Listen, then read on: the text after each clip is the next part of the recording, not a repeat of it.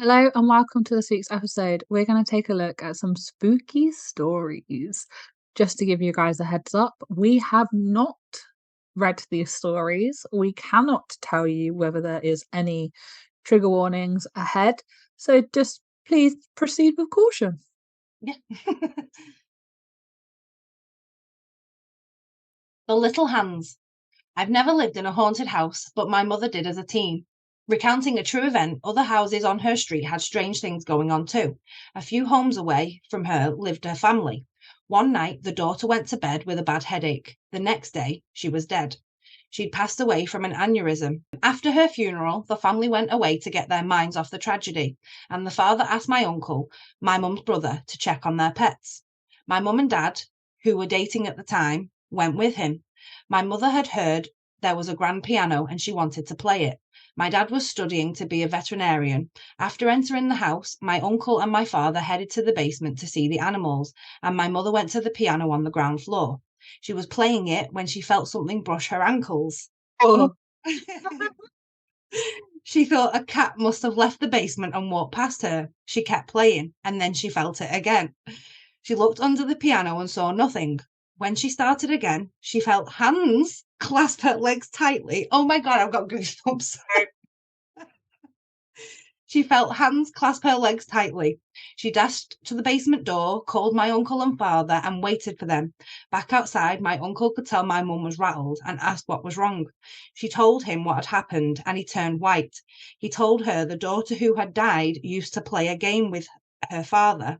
When he played the piano, she'd crawl underneath, grab his ankles, and push his feet up and down on the pedals. my God. It's kind of like it's sweet but creepy. Yeah, yeah. I mean, I believe in ghosts and stuff, so like I'm borderline a little bit creeped out and scared in a sense, but Mm. not scared. I'd still probably like I've had an experience before. I haven't seen a ghost, but I felt a presence. Yeah. I was petrified. I literally called for my mum. Was it your dad as well that you felt? Um, I assume so because it was just freaky. I heard footsteps in the hallway. Um, Mm-hmm.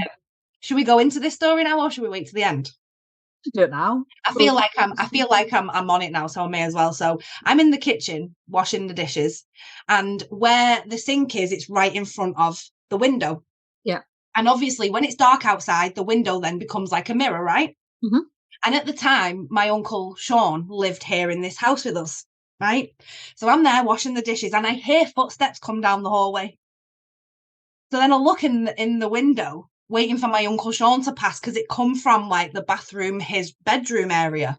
Yeah. Look in the window and wait for him to pass. And he doesn't pass. But then I felt like someone standing behind me. Oh. And I literally just I was like, Mom. And I was like crying, like screaming, if that makes sense. Like, oh my God, come in here really quick. And she was like, what? And I was like, I don't know. I told about the footsteps, I told about Yeah. the footsteps, and she was like, you know the house. She said, we've got visitors in the house. So, but that was because I swear, like, and it wasn't the cats either. The cats wasn't an explanation because it was like human feet walking on the laminate floor. Yeah. So when I didn't see a reflection of anyone, it was the lack of the reflection that got me. Yeah. Because Maybe it was a vampire rather than maybe. But yeah, I just felt this presence. All the hairs on my body stood on end. And yeah, I was creeped out straight away. So that's one of my experiences anyway. Phantom Patient. The ambulance company that I used to work for had a haunted ambulance, Rig 12. A lot of EMTs had stories about it, but I never put much stock into paranormal stuff. That is until I had my own experience with Rig 12. My partner and I were working in a rural community at 3 a.m. It's Witching always hour. 3 a.m. It's always 3 a.m. And it was pitch dark, completely quiet. We were both dozing. I was in the driver's seat and she was in the passenger seat. I woke up to a muffled voice and I thought my partner was talking. I told her I was trying to sleep and closed my eyes. I distinctly heard a male voice say, "Oh my God, am I dying?" I followed by a few seconds of heavy breathing. My partner and I sat straight up, looked back into the patient compartment where it sounded like the voice had come from. Things were quiet for a couple of seconds. Then we heard the click of an oxygen bottle regulator and a hiss, as if it was leaking. I turned on the lights and we ran out of the rig. I thought a transient might have climbed in whilst we were asleep, so we opened the rear doors. No one was there. I checked the oxygen bottles. Neither was opened. We didn't sleep much after that. I would never be getting in that rig ever again. Honestly, I feel sorry for the ghost. Do they just like experience their death like over and over and over again? That'd be awful.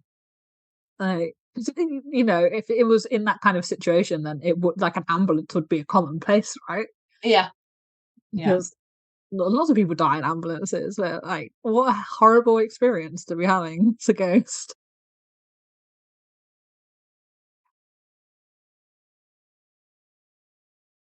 The Impish Ghost.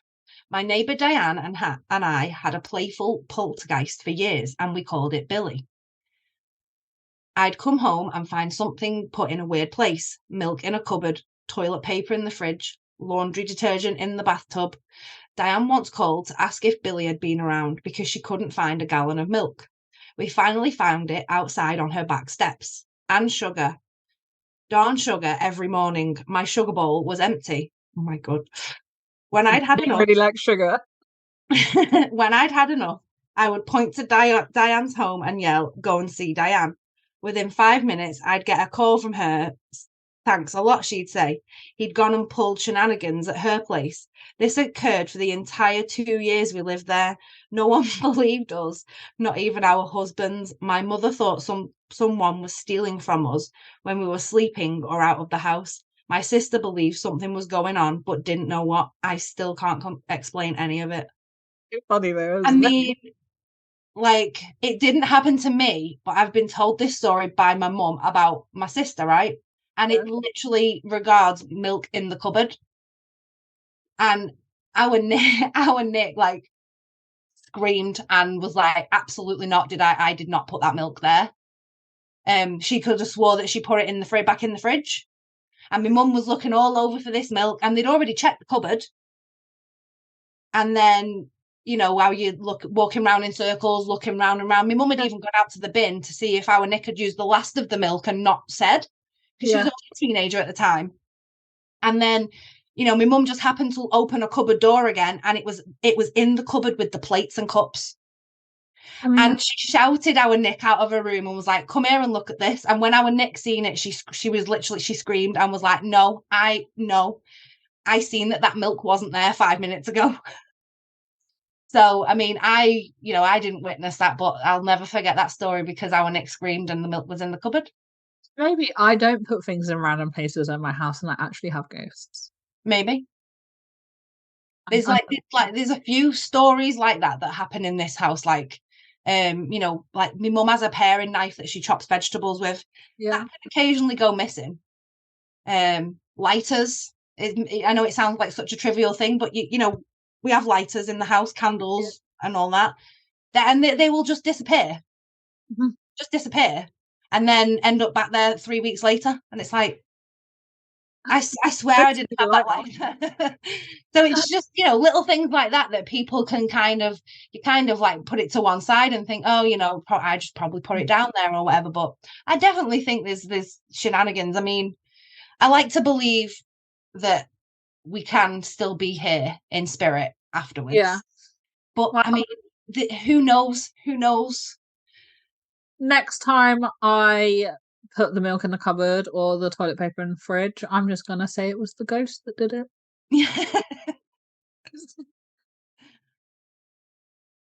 Eerie Attic.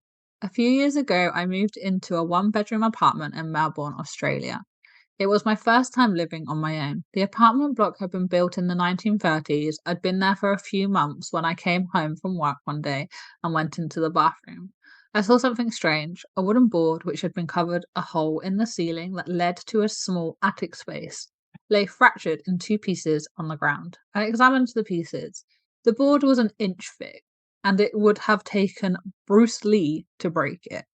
I thought the landlord had sent someone to work on the attic. I frozen stiff with fear. Someone is up there for sure, I thought. Oh no. Email. You know what? I'm all like, because houses move, don't they? Like, Yeah. just creak and stuff like that. And I'm forever hearing like a creak, like from above us, like when we're in the bedroom or something. I'm like, there's someone living in our attic. Well, this is the thing, right? We live in a bungalow, and I hear the same things. So, like, the attic is right above the where, Yeah. like, and I'm like, no, it's just the house settling. It is just the house settling. But attics freak me out. Absolutely not. I used to have awful nightmares about a pigeon man, and it was a man, but he had like a beak and wings, and he used to live up in the attic, and it just absolutely just petrified me, and I don't do attics anymore.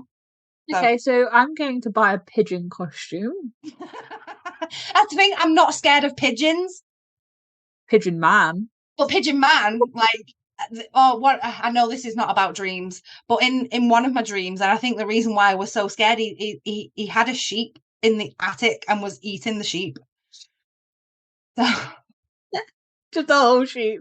yeah, just like a whole sheep. Don't ask me how he got the sheep up there, but that did it for me. So probably sound crazy now. Okay. Like, was he eating the wool and everything, or like? I don't know. He just had blood all over his beak.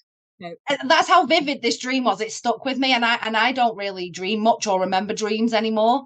But yeah, I'll never forget Pigeon Man. And I was like in my 20s, in my early 20, like 18, 19, 20 stage of life when I was having those dreams. Freak me out. I'm gonna draw Pigeon Man. Don't you dare. Anyway, sorry, I digress. I emailed pictures to the landlord asking if someone had been in there with an undertone of annoyance since she hadn't warned me. Her reply read, "Please call me as soon as you are able to." I called and she explained that her last two tenants had said the same thing happened. She promised to replace the board, and she did. A month later, I woke up one night around 4 a.m. My body was covered in goosebumps, and it felt like someone was rubbing his or her hands on me. Oh, Everything was silent, but then I heard a dragging sound coming from above my bed. It was as if someone was pulling a sack of potatoes. I froze, convinced someone was up there. There is no way an animal could make that sound. After 5 minutes, I worked up the courage to turn on the light, armed myself with a cricket bat, and walked to the bathroom. I am like, ooh, so creeped out by this right now. It's when I saw the new board covering, the hole it was broken into. I felt sick. The dragging sound had stopped, but I heard something else whispering. The sound was clear and coming from the attic. It sounded like children's voices, and I could hear one sentence repeated over and over. "It's your turn. It's your turn." I switched on every light in the apartment to make things feel normal. It was 5 a.m. and dark outside. I watched TV to try and unwind, then a fuse blew. My pet budgie, Dexter, whom I kept in the kitchen, usually never made a sound at night, but he started squawking like it was being strangled. I never heard him make those sorts of noises. He was screaming. I grabbed my car keys, ran out, sat in my car, and waited there until the sun came up. Poor Dexter. Did she just leave the bird there to be Just leave the bird, yeah. When I saw people walking their dogs, this comforted me enough to go back in. The front door was open, but I figured I might have forgotten to close it when I ran out. I went to the kitchen to check on Dexter, so she did leave him there. But he wasn't in his cage. I felt sick again. All my windows were closed, so I looked everywhere inside. When I walked into the bathroom, I heard splashing. Dexter was half drowned in the toilet. I took him out, washed him, and dried him. I was so confused. At 8 a.m., I called the landlord and gave her a watered down version of my night. "Oh, wow. You heard the whispering too?" she said. No. I stayed in the apartment for another 18 months. I heard the whisperings on a few occasions, and twice the board covering the hole in the ceiling moved. Although I live elsewhere now, the landlord recently called. She said that her new tenants had begged to speak with me about some of the stuff that had been going on there. Forget it. Is there a problem now? Hey, Like, no way would I have stayed in there another 18 months. Absolutely not. No. no, like screw that. I would have been out, but why'd you there as well? Was he okay? I mean, how would you even? I mean, I've been told to just politely ask them to leave Yeah. and like not invade your space while you're there. Like you don't mind them being here, but please don't cause disruptions and be polite. But then, yeah, no, I couldn't stay. I couldn't stay. I'm like quaking here while Hannah's reading it. To be honest, Like, so if someone has like tried to physically harm my pet or like someone in my family, you know, then that like, no, not staying, not happening. well, that's the thing. How did it get out of its cage in the first place? How did it end up in the bathroom? And why did you leave Dexter in there on his own in the first place? And he's not going to just like fly into the toilet either, is he? Well, it's unlikely, to be fair. Oh, damn. And like just for you know, disclosure, I am sat here with all the lights on in the house. I probably would have been sat here in the dark, but my son Dexter turned all the lights on before he left. So. Yeah, no, I could not be sat. I could not be sat here in the dark listening to ghost stories. Who do you think I am? And this thing, I like scary movies, but I can't watch them on my own. Oh yeah, there you go. Anyway, the boy with no eyes. One night when I was 10, I was woken up by my bedroom door opening, followed by someone sitting on my bed. I felt my leg grazed and the bed sink under a person's weight. It's just mum, I thought, and I opened my eyes. It was not my mum. I found an eyeless boy. He had black empty sockets about my age sitting at the foot of my bed. He extended his hand and in it was a little box. I was startled but reached out. He pulled back. I reached again and said, "Give it." Then I blinked, and when I reopened my eyes, he was gone. But I could still see the imprint of where he'd sat on my bed. Oh my goodness. Fast forward 5 years, my girlfriend came over to do some homework. After she finished, she took a nap while she waited for her parents. When they arrived, I tried waking her up. She opened her eyes suddenly, looking up at a corner where the wall met the ceiling. She pointed there and went back to sleep. I shook her again. She came to full consciousness and I explained what she'd done. She looked haunted. Up on the wall, I saw a little boy with no eyes. He was there in a Spider-Man pose, staring at me. I freaked out and told her my story about the same kid. Fast forward another 5 years, I was with the same girlfriend and we had a 2-year-old. We were living in my parents' house in my old room. My daughter started waking up at the same time every night and she'd talk. After a while, I noticed she had almost the same conversation every night. I playfully asked her once whom she was talking to. She said, "It's a little boy. He's nice. He's lost and looking for his mummy, bless him." My daughter's nightly conversations continued until we got our own place later that year. It's crazy. Whew. But I mean, that was tense. I was almost crying reading that. Because that's the no eyes that do it, right? Like, why has it's he got no eyes? yeah, why has he got no eyes? And I just kids are so magical and wonderful, aren't they? Especially Yeah. like because the younger they are, I do believe that they have that ability. Because they've And not like like repressed it, you know, they're so exactly, open. Like exactly. they're not even scared. Like they don't even understand what that is, what they're talking to or what they Well, see. that's it, isn't it? Because like fear is taught. They aren't born with kids aren't born with fear. They learn fear. And yeah, it's just creepy. I could not have stayed there. I mean, especially after the 2-year-old waking up at the same time every night having the same conversation. Hell no, get me out. Like there's only two fears that people are born with, and I can't remember what one of them is, but one of them is falling. Like having a fear of falling, like you're born with that. But I was that's gonna like say I was gonna say was one of them falling. yeah, but that's like, you know, that's a keep yourself alive fear. Yeah, yeah, That's like hardwired into you. I can't remember what the second one is, but it is only two that people are actually like born with. The rest of them are, you know, taught or picked up through other yeah. people. The Red Lady of Huntingdon College. Here is a story that dates back to 1910, but almost any student at Huntingdon College in Montgomery, Alabama should recognize it. That's because the events that led up to it are said to have actually happened. As the story goes, in 1910, a woman who was new to the school was known for her love of the colour red. Sadly, she was also known for being strange and a loner. As the first term got underway, the young woman grew increasingly isolated. Eventually, she took her life by slashing her wrists. Her body was discovered in a red gown drenched in blood. From then on, students and faculty have been reporting sightings of a young woman dressed all in red. She appeared all around the college's campus. The figure, dwelling in perpetual isolation, is often cited as a reminder of the importance of being kind to one's peers. That's a nice twist to it. Mhm. Yeah. Oh, I want. Did I it don't actually? know when I was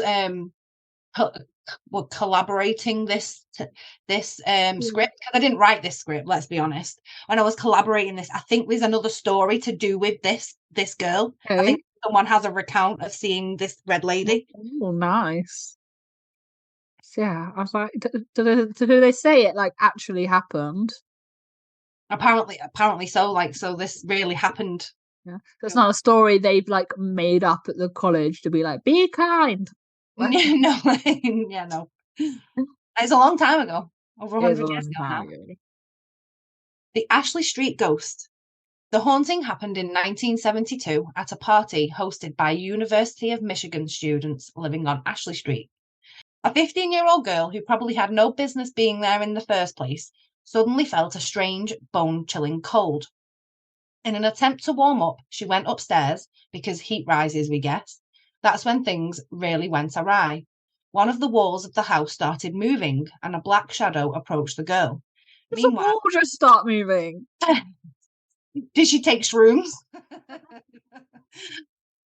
Meanwhile, downstairs, posters were spontaneously popping off the walls and falling into a growing pile on the floor.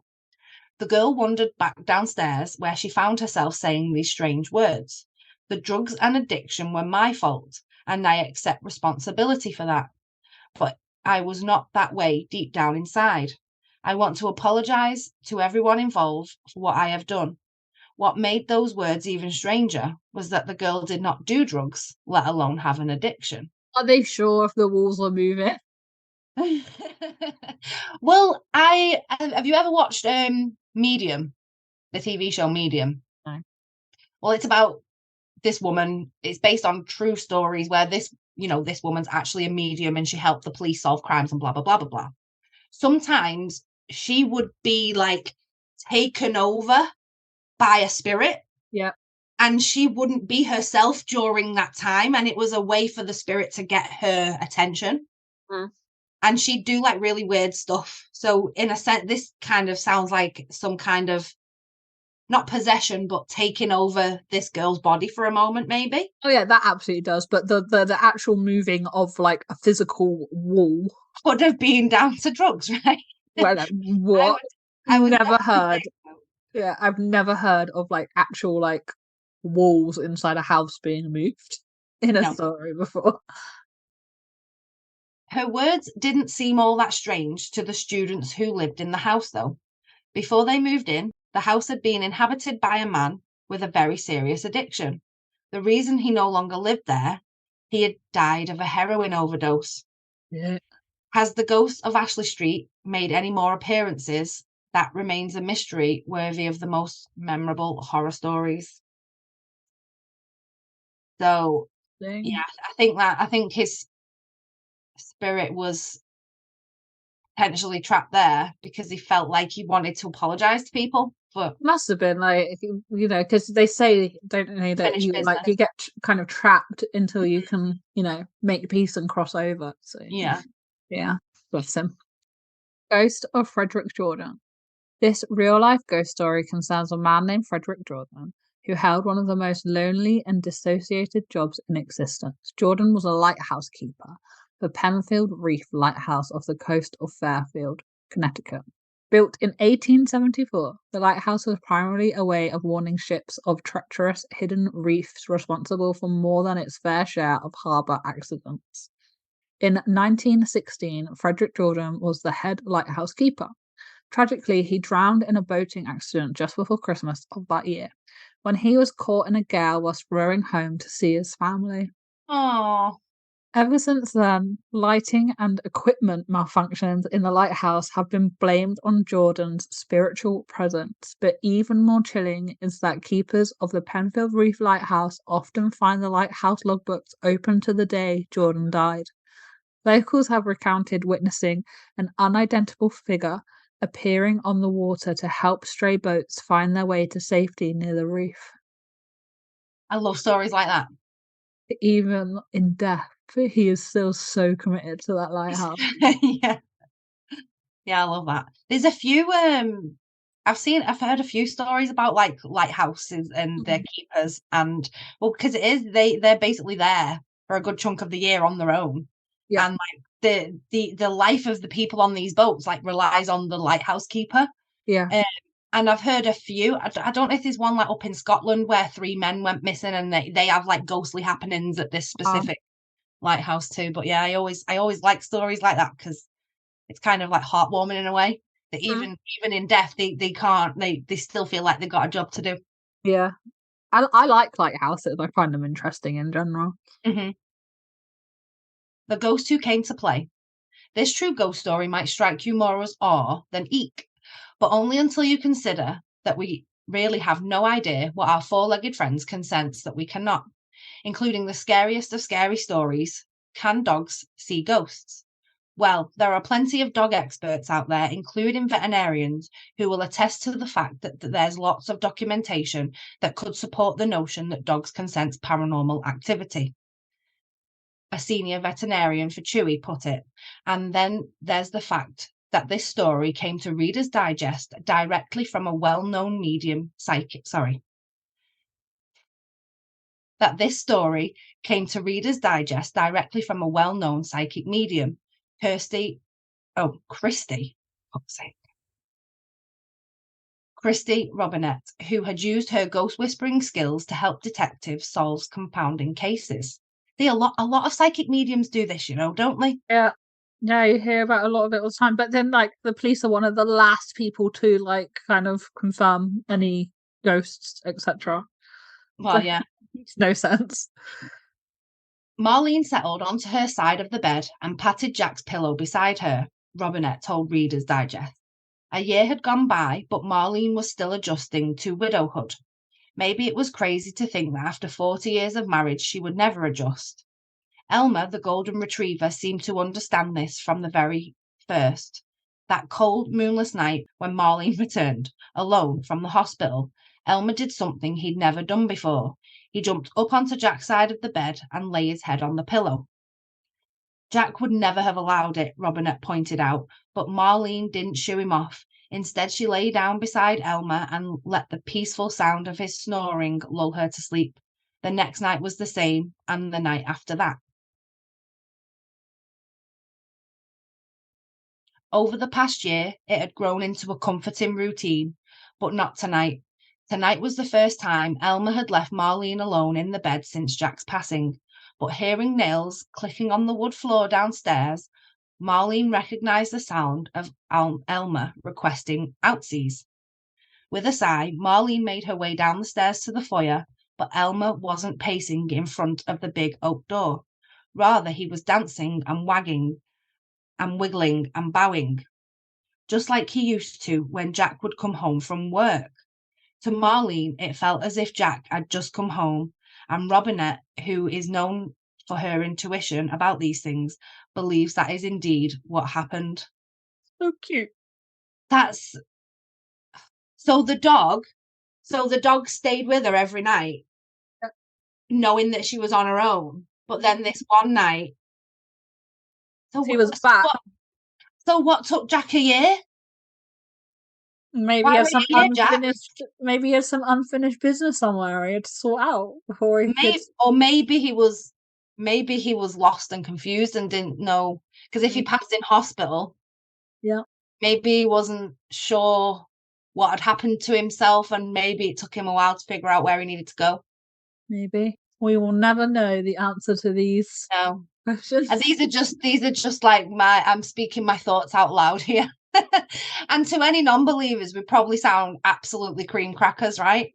But I'm Probably. sure for the believers out there, you might have similar stories. And if anyone is listening to this that has any stories, please leave them in the Yeah. comments. Yeah, Leave and them in the comments, because I would love to read them. And yeah, and we hear could from it. possibly do more of these videos in the future as well, because we really enjoy this stuff, and like our glitch in the matrix video that we released last week. So if it goes well for us on our channels, then it could become more of a occurring thing in the future. So if you want your And stories it'd read be out, even better. Yeah, it'd be even better if we could read like your stories, like our followers' stories, yeah, as opposed to having to scour the internet for them. I'm sorry if yeah. there's a few squeaks. My chair, I have a squeaky chair. So I do apologise if you can hear it in the background. My chair's been squeaking away tonight as well. There's nothing creepy going on. It's just our chairs. I know, yeah, no. The lost colony of Roanoke. Roanoke Colony was the first European settlements in the United States, located on an island off the coast of what is now the state of North Carolina. The colony was established in 1587 under the auspices of the first Queen Elizabeth. Soon after, the colony's leader, John White, returned to England, where the settlers came from. His trip was meant to be brief. He was only meant to grab supplies and return to the New World. But political upheaval in the form of England's war with Spain prevented White from returning until 1590. It was only 3 years, but a lot had changed when John White returned. In fact, the entire colony, consisting at the time of 115 people, including a newborn baby by the name of Virginia Dare, was gone, just up and vanished. All that was left was a post onto the word Croatoan had been carved. Croatoan referred to the name of a native tribe that had been on good terms with the settlers, so White thought the colonists had moved to Croatoan Island, now known as Hatteras, North Carolina. But they had not. It remained one of the most famous disappearances that no one can explain. What's more, there's never been any evidence to suggest that the colony was massacred. Maybe believed that baby Virginia grew into a beautiful young woman, one who eventually fell into a doomed love affair with a native warrior by the name Okisko. To this day, she haunts the woods in search of her man, often in the form of a diaphantomous white deer, one that always vanishes at dawn. According to NCpedia, a state encyclopedia maintained by the North Carolina government and Heritage Library, long-term residents of the island have no doubt that the identity of the phantom deer is the ghost of Virginia Dare. I mean, I love the story of the lost colony of Roanoke, and there's a few YouTube videos about it. So there's so much more to it, because they literally, like, all their huts were dismantled and everything. Like, there's more to this story that's not excuse me, that's not mentioned in here. Were And they dismantled and like the materials that made the huts like left in piles, or were they just gone? I think they were left in like neat, tidy piles. Like somebody had taken them down with the intent to reassemble them again. But yeah, there was no trace of, like, no bones, no, nothing. And I'm sure that a conspiracy theory even was like, did they go into the water and become mer people? I mean, I get alien abduction vibes. like, what else? I kind of feel like it's alien abduction vibes. But yeah, and also the fact that he was gone for 3 years. Yeah. It was a colony that was like plonked on an island that was like basically supposed to like live and thrive there. And the reason that he went back to England was to get supplies. So a lot of people were like, oh, did the tribe just perish? But then again, there's no evidence of the tribe perishing. So yeah, there would be bodies and stuff left, right? Like, at Yep. least one, like, because even if they all perished, there'd like be one that they couldn't like dispose of, the last one. Well, this is the thing, right? If things happened in back in the day. There could have been diseases and things. Mm-hmm. So you'd have expected that maybe they'd have buried at least one person, maybe, Yeah. potentially, and they didn't even find any evidence of that. I mean, in 3 years, you would expect some death, especially Exactly. then. But the whole Croatoan thing, like, it's just a mystery, and nobody has ever been able to explain what happened to these 115 people. Maybe they were ritual sacrifices to the natives. Well, maybe, but God. there's never been any evidence found, or skulls, or, like, say, Yeah. I'm not sure. Don't quote me. You'd have to go and look for your own resources. But, like, say, YouTube has lots of videos that you could probably watch on it. I think they found, like, some clay pots and stuff, or, like, remnants of clay pots. But that could happen whether you live there or whether you perish there. So Yeah, who knows? it is a mystery, but it's a very interesting mystery. It's one that I do like.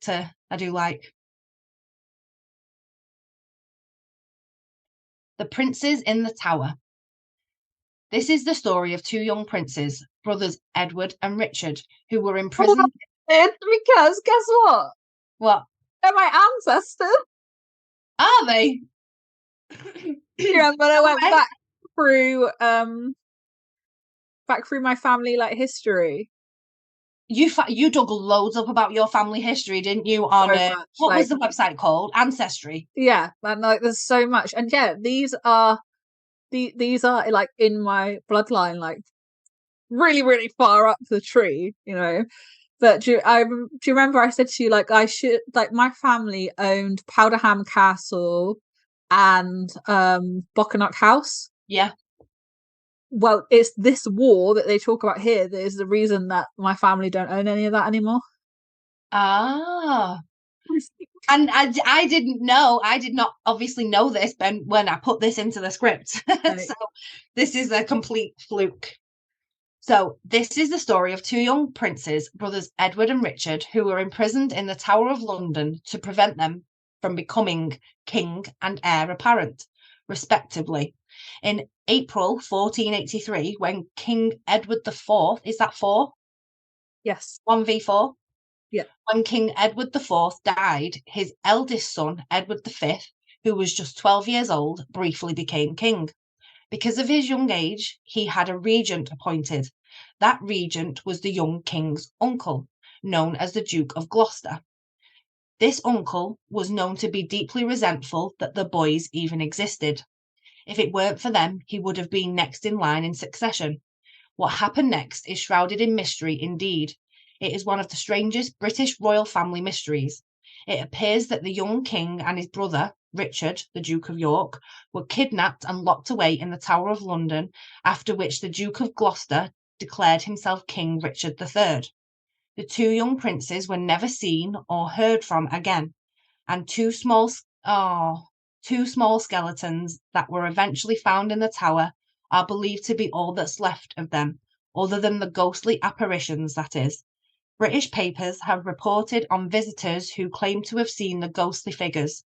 Are these scary story tabloid fodder or proof of the paranormal? That's for you to decide. I mean, I think it's absolutely paranormal.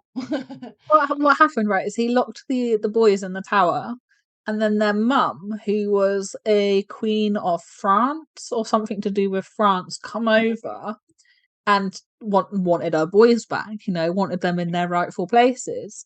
And that's when the big war of, like, they call it the Battle of Gloucester. And that's then how, like, the whole thing spiraled, and then all of the men from my heritage went to war and they lost, so they all died. Yeah. And then they went the Duke of York, the Duke of Gloucester, sorry, then went round and like took all the properties, took all the land, took all the properties, because it was just the women and the children left. Damn. So, like, how my line still exists, I don't really know. And I mean, without sounding disrespectful, like the royal family and bloodline is all kind of messed up and jumbled. I mean, not necessarily the bloodline as such, but the way that, like, these the crown, the way that the crown is Oh yeah, obtained or was definitely. obtained back in the day was a little bit barbaric. Yeah, absolutely. And I So do remember like going back through my like family tree on Ancestry and saying to you like I am an inbred witch slash princess slash mermaid slash fairy slash something like exactly. I mean, there was a documentary quite a few years ago, and this is no disrespect to the Queen, God rest her soul, but they did like a tracing of the true heir to the throne. yeah, and they're in like The Australia. gentleman that lived in Australia with he had like kids and grandkids and yeah, and it was like, if it went from true, if it was down to the true bloodline of who should be on the throne, as opposed to being acquired via war, because that's what happened, wasn't it? It was like let's go to war, see who wins, and then the winner gets the crown. When Yeah. technically, it's fair and square. But that's not the genuine royal bloodline as such. But yeah, I mean, I'm not educated enough to speak on this, so please don't be offended. I just know that I would be somewhere there in the royal family if that didn't happen. So I know, yeah, Princess Strange. well, I think it's my I'm pretty sure it's my dad's mum's line because that's the one I looked into the most because she passed away when I was so young and no one really knew anything about like her family because Yeah, she didn't know who her dad was either. right. So that's the one I did the major like deep dive into because like me and my auntie were fascinated by it and like wanted to know all about her. Um and yeah, it turns out she has got one hell of a family history. Yeah, well, you're not kidding. But yeah, didn't it turn out that you would have been like a lady of Something like that, yeah. yeah. And then it also somehow like linked back to like mythological stories as well. So Hmm. there was like this king that had a wife, and the wife was actually like a mermaid, and they had children together, and these children were also like half mermaid.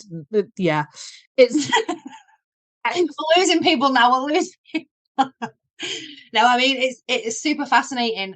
Like obviously, if you believe in that stuff or if you sway towards that, I definitely do. I definitely do. But, just in case it a, happens upon somebody who doesn't, I don't see how it would. no. I mean, it was a few years ago now that I looked into it all properly, so I don't really like remember the exact things I came across, but I Yeah, just it was like 2021. It was like 2021 or something like that, wasn't it? Or the end of yeah, 2020. it was just nuts though because I remember like I hyper focused on it for like days, and I was like, Yeah, I "This remember. is I remember. insane." I remember. And you'd text me and be like, "Whoa, I've just found this out." It's just nuts though, absolutely nuts. Most of the time, we just think like you're gonna find out like where people like originate from and like Yeah, the kind of like area that you kind of come from, and then like you're getting all of this like stuff like thrown at you with these people that were like royalty and then like the mythological side of it, and it's like, but yeah. what? The fact that you managed to go like hundreds of years back as well, like hundreds of years, and then one of our friends, Sally struggled to find information back from like 80 years ago, didn't she? You know, so I do think you got super lucky because with ancestry as well, it depends on what other people have uploaded, doesn't it? Or if Yeah, it's and also like birth records and things yeah, like just records of stuff that have been kept as well. But obviously, if you are like of royalty or like a high up that. family, then they keep all the records about you, don't they? Because they want you to be known in the future. Whereas if you're like not really from that, they don't. They just leave you to get on with it. Yeah. So And very, things very like back in the day before computers, where things are like on paper or things like that, yeah, fires and all different kinds of things can like aid in the loss of paperwork, right? yeah, yeah. But yeah, it was very interesting to look into. I also found out that I am from some Irish gypsies on my mum's side of the family too, so that's great. Oh, very interesting. Thank you to Readers Digest, Google, and Reddit for helping us find these stories. Thanks for joining us on today's episode. We hope you learned something new. Please like, subscribe, and ding the bell so you don't miss future uploads.